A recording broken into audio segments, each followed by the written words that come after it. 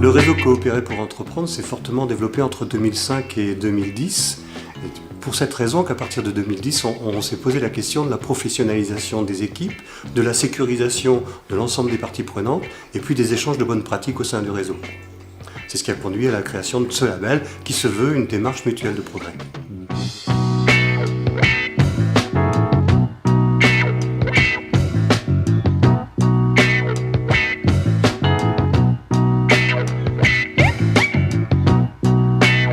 C'est passé beaucoup d'échanges, d'entretiens, de moments de fou rire aussi, des moments un peu de stress, des satisfactions, voilà, un petit peu un mélange, un mixte de plein d'émotions. On a déjà un petit peu de recul sur les premières CAE labellisées et on voit bien tout de suite ce que ça crée à l'intérieur des coopératives d'activité. On revisite les pratiques, on se réinterroge. Il y a une émulation au sein des équipes, une réinterrogation sur les pratiques, l'envie d'aller plus loin. Et ça, c'est déjà fondamental. Donc je pense que c'est un bon support, on va dire. Enfin, c'est quelque chose qui nous permet de garder une route et un chemin qui nous convient. L'objectif, c'est d'avoir une coopérative qui soit professionnelle, performante, avec des modes de travail validés. Le label Coopérer pour entreprendre, ce sont 20 années d'expérience, de pratique au sein d'un réseau qui a inventé un métier, qui a réuni tout ce savoir-faire au sein d'un référentiel de 120 critères environ. Ces critères sont soit obligatoires, soit recommandés, soit conseillés. Le critère doit être exigeant, il doit répondre à une réalité, il doit aussi nous amener un petit peu plus loin si c'est possible. On a mis en place tout un système de labellisation avec des auditeurs. Ces auditeurs-là, ils ont été sélectionnés, ils ont été accompagnés, formés, évalués. On est là, notre première mission, c'est d'évaluer s'ils répondent ou non aux critères pour que le CPE puisse attribuer ou non le label.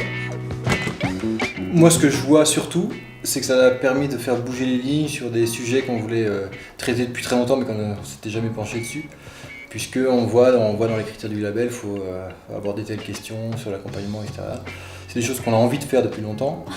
On a réfléchi sur certaines effectivement, procédures qui n'existaient pas, certaines démarches qui n'existaient pas. On a revu par exemple notre parcours d'intégration, d'accompagnement. D'ailleurs, le label CPE est très proche des valeurs de l'ISO 26000, c'est-à-dire une vision plutôt holistique de l'entreprise avec des sensibilités autour bien sûr de la qualité, la question sociale, la question environnementale, la question de l'appartenance au territoire. Pourquoi l'ouvre-boîte existe? Pourquoi on s'y sent bien? Qu'est-ce qu'on a envie de faire collectivement? Le vivre, le faire, le travailler ensemble.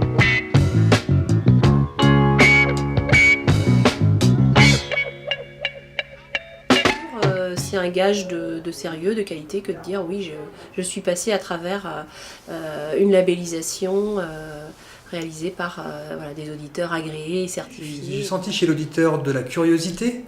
Et ça c'est intéressant, c'est qu'on est déjà dans l'échange. Au-delà de la question, on n'est pas en train de passer une interro. Quand on est dans l'échange, ça devient aussi de l'accompagnement.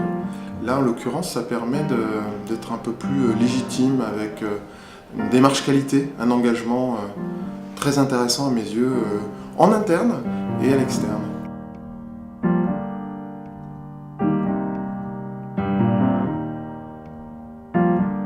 Ça permet quand même de communiquer mieux.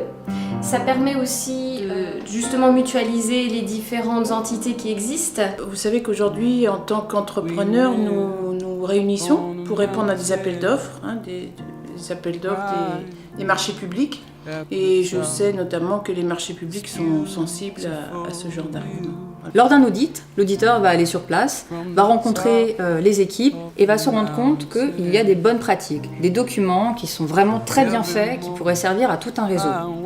Et c'est à ce moment-là, en fait, que ce document-là, on va pouvoir l'identifier grâce au label, le faire remonter et le partager au sein du réseau. Là, on a déjà plus d'une vingtaine de documents qui sont mis à disposition de l'ensemble du réseau, de l'ensemble des CAE, qu'elles soient engagées ou pas. Ces documents, ils sont disponibles sur la plateforme du label.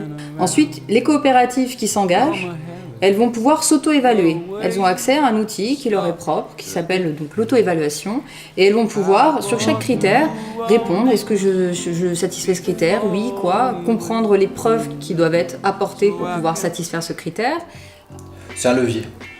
Et parce que c'est vraiment le cas. Parce que on se sent pas obligé, on se sent un peu boosté, quoi. Et on l'a fait en équipe, donc c'est vrai que ça a été un travail en cohésion, en collaboration, donc intéressant.